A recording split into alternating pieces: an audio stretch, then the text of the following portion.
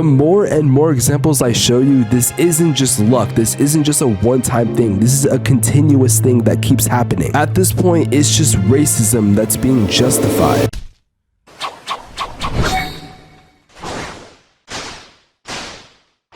In my last video, I went over Malika Andrews and a bunch of things that were coming out about her and basically saying why I believe she should be fired from ESPN. And Jesus Christ, did that video do very well. At the time of recording this, it hasn't even been 24 hours and the video has over 20,000 views and I got hundreds of new subscribers and it just went crazy. Not to mention, there were so many people that agreed with me and everything I was saying, which to that, I say thank you. Now, in my last video, I only talked about a couple topics that were fairly new that everyone basically knew about, but I just gave my perspective. However, this time I want to go over some examples that are one, not so recent, and two, just proves that NBA players also don't like her. Now, when someone dies and you're reporting on the situation, the best way to go about it is just to talk about their achievements and then give a moment of silence. However, did you think Malika Andrews was going to do that, especially to a black man?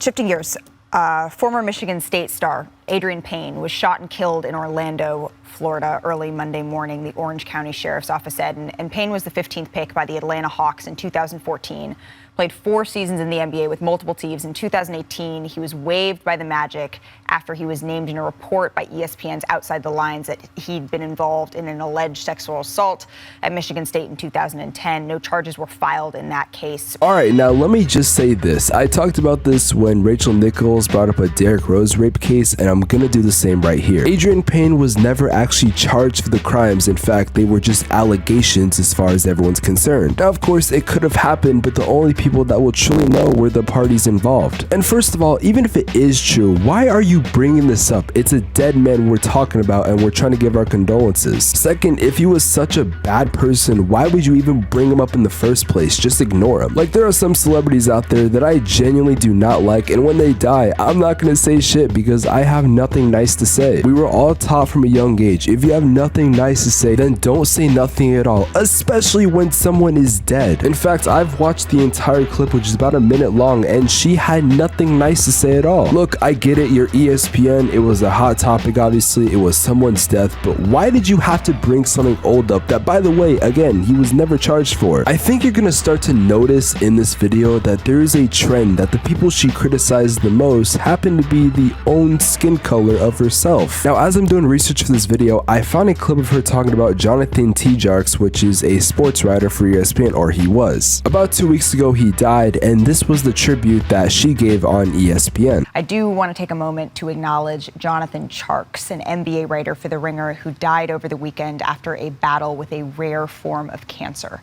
And he was just 35 years old. Tjarks wrote extensively about the Mavericks, and we at NBA Today send our heartfelt condolences to his wife, Melissa, and his son Jackson and his entire family. As you can tell, these two tributes are very different compared to each other. Now, I actually could not find anything on Jonathan, which I didn't want to find anything because I don't want to have to bring up someone's past. So I don't know if he's ever done something dumb in the past. I don't know, nor do I care. However, she seemed very happy to talk about Jonathan Tjarks and his death instead of Adrian Payne. Do you see this pattern that I'm going with? The more and more examples I show you, this isn't just luck. This isn't just a one-time thing. This is a continuous thing that keeps happening. At this point, it's just racism that's being justified. Alright, so a lot of you probably saw the Joe Mazzulla clip that I showed yesterday, but I'm gonna show it again just for reference in this video. And we'd be remiss not to also mention that Mazzulla was arrested twice at West Virginia, once in 2008 for underage drinking and aggravated assault. He pled guilty, paid a fine, and then again in 2009 for domestic battery after an incident at Morgantown Bar. The domestic battery case never went to trial. It was settled in August of 2009. He paid a $100 fine and court costs, plus had to do 40 hours of community service. Now let's hear her talk about Luke Walton, who, by the way, in 2019, and I hate bringing this up, he was in some sexual assault case, even though it was just an accusation and she actually never filed any charges. But I wonder if Malika Andrews brought that up. Cavaliers, they are hiring Luke Walton as an assistant coach. That's according to ESPN senior insider Adrian Wojnarowski. Walton joins Coach J.B. Bickerstaff's staff.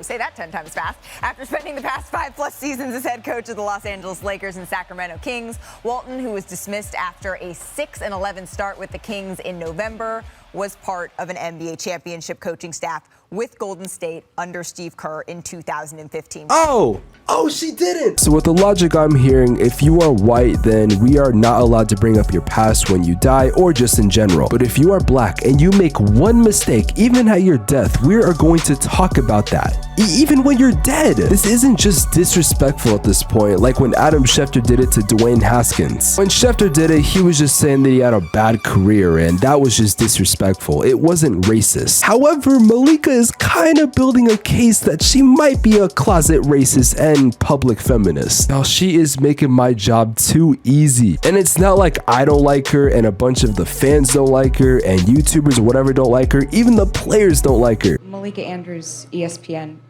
For both of you guys, I'm curious, you guys have talked a lot about how at this point, you know, sometimes it takes experience. I'm wondering if now that you have some of that experience, if you see more validity to that point, or what you think about that now that you've gone through it.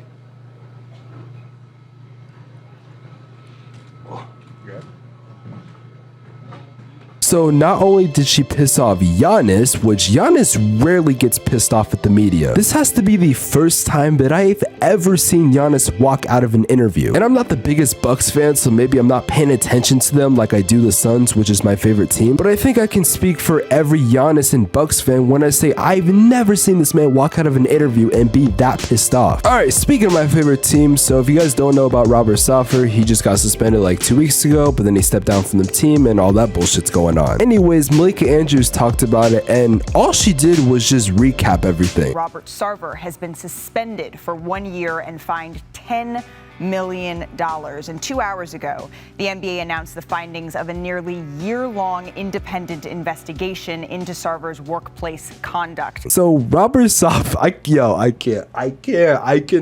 So Robert Saffer does literally every single sin you can think of as an owner or person in general. You ain't got nothing to say about him. However, when Ime Udoka says something, wait, am I saying his name right? Anyways, when the Ime news breaks, you have so many things to say. Guys, I promise you, I'm not even just cherry picking things. I'm just going on her YouTube channel, which kind of does serve as an ESPN clips channel, but it just mainly shows like clips where she's involved. What's crazy is I haven't even talked about Kobe Bryant and the shit she said about him. What makes it more worse is that wasn't even the worst thing I was gonna talk about. Every single hour of the day, I am finding more stuff about her that this would be like an hour-long video. I was gonna say that that's gonna make me want to throw my chair. Yo, how should I end this video? I'm just gonna throw my chair, fuck it.